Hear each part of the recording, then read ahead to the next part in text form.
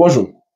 Dans l'extrait qui va suivre, aidez-moi à savoir si Maître Sapi est contre l'enfarinage du ministre de la Jeunesse, Mounouna Fosso, ou pas, parce que dans son développement, j'ai eu du mal à situer exactement où il se trouve. Sapi, la revendication d'une alternance politique justifie-t-elle ces agressions? Non, pas du tout.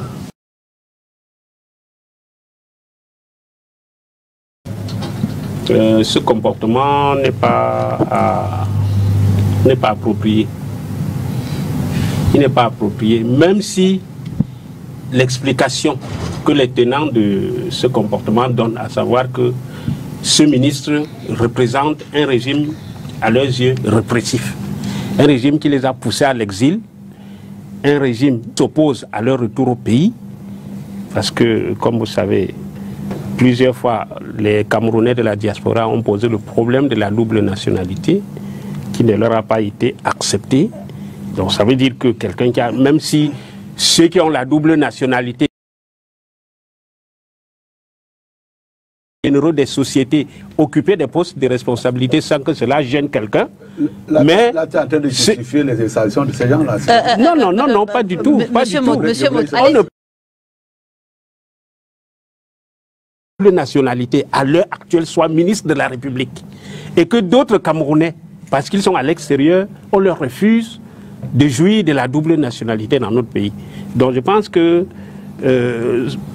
enfariner un ministre aussi agressif que ça, ce n'est pas aussi agressif que ça.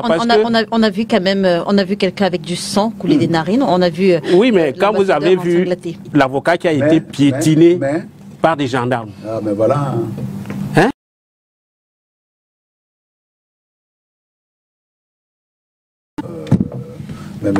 La violence, elle est plus de quel côté? Mais bon, François, l'histoire enseigne qu'à travers le monde, des actions comme celles qui ont déjà été menées dans le but de passer un message symbolique de protestation. En 2008, lors d'une conférence de presse à Bagdad, un journaliste irakien lançait sa chaussure en direction de George Bush. José est attaqué par un homme qui lui lance des tomates.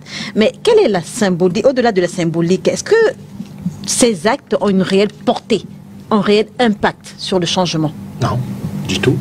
Et je ne sais pas pourquoi, c'est pas parce qu'un acte est répété qu'il cesse d'être une bêtise. Ok? Moi, je crois... Je suis... La base dit qu'il aime le je dis ceci. On est face à un pouvoir qui pousse l'opposition dans ses derniers retranchements. Je vous ai parlé la dernière fois d'un parce qu'il aspire à l'exemplarité, même au niveau de la gouvernance. Donc il doit fermement se démarquer. Et puis, dans sa stratégie de diabolisation, là je vous rejoins, le pouvoir a réussi à assimiler ce mouvement-là au MRC. Alors les lignes de démarcation doivent être fermes et nettes. Donc quand le MRC, attendez, quand le MRC prend le pouvoir, prend la parole, oui, et puis estime que bon, moi j'ai été aussi en diaspora pendant plus de 9 ans, je connais la peine qu'il y a à ne pas participer à la vie publique dans son pays, je connais la peine, les privations que l'on vit, je connais que certains ont été poussés à l'exil par ce pouvoir-là. Maintenant, oui, bien sûr, par ce pouvoir. Maintenant, c'est la réponse que l'on donne à tout ça qui me pose problème. Si on donne une réponse tout aussi violente et incontrôlée et improductive, parce que cette même association à un moment veut interdire aux gens de venir prester, aux artistes de venir prester. Moi, je ne vois pas en quoi ça profite à l'opposition. Je ne vois pas en quoi ça profite aux acteurs qui sont ici sur place, qui font face à cette dictature féroce, qui ne leur laisse aucun espace d'expression. Je ne vois pas en quoi ternir l'image du pays en enfarinant un ministre. Je ne vois pas qu'est-ce qu'on va avoir comme bénéfice de tout ça. Samuel Motte, l'ambassadeur de Belgique au Cameroun, a été convoqué cette semaine au ministère des Relations extérieures. Quelle est la responsabilité de ce pays dans cette attaque? Je veux dire, est-ce que ça peut changer quelque chose à la donne, cette convocation? Tout au moins, on peut lui transmettre notre mécontentement de voir qu'un officiel du Cameroun peut être molesté aux yeux de tout le monde dans ces conditions-là. Il n'y a pas seulement que la Belgique. Nous avons eu notre ambassade à Paris qui a été saccagée à un moment donné. Là également, on a quand même besoin d'une protection. On ne peut pas nous amener nos militaires là-bas pour, je veux dire, protéger des zones qui, par essence, doivent être de la protection des pays qui nous reçoivent. Après, maintenant, on verra. Mais en réalité, pourquoi est-ce qu'on en arrive là? C'est une histoire de Camerounais. C'est d'abord nous qui devons être respectueux. Quand on dit qu'ils sont amoureux du Cameroun, dans ce que vous avez dit tout à l'heure, la première règle, c'est qu'il faut être amoureux du Cameroun, c'est ce que Maurice Kamto dit. Oui. Mais ces gens-là, quand vous les interviewez, ils sont plus amoureux du Cameroun que tout le monde. Vous en avez fait des monstres. Ne tremblez pas. Votre système parce que là, on voit bien qu'il n'y a rien dans la République qui peut pousser des gens à une extrémité comme celle-là. Tout dans la République se résout dans les canaux qui sont connus de tout le monde.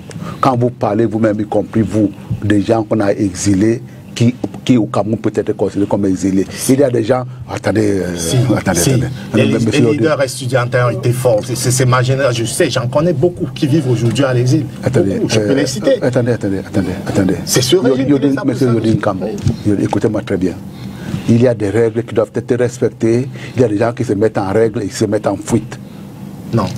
Aussi naturellement que cela. Quand vous parlez d'un mouvement étudiantin, oui. La plupart de ces gens-là qui parlent aujourd'hui, on n'a même pas l'impression que c'est des gens qui ont suivi un cursus éducatif quelque part. Mais de toutes les façons, en ce qui concerne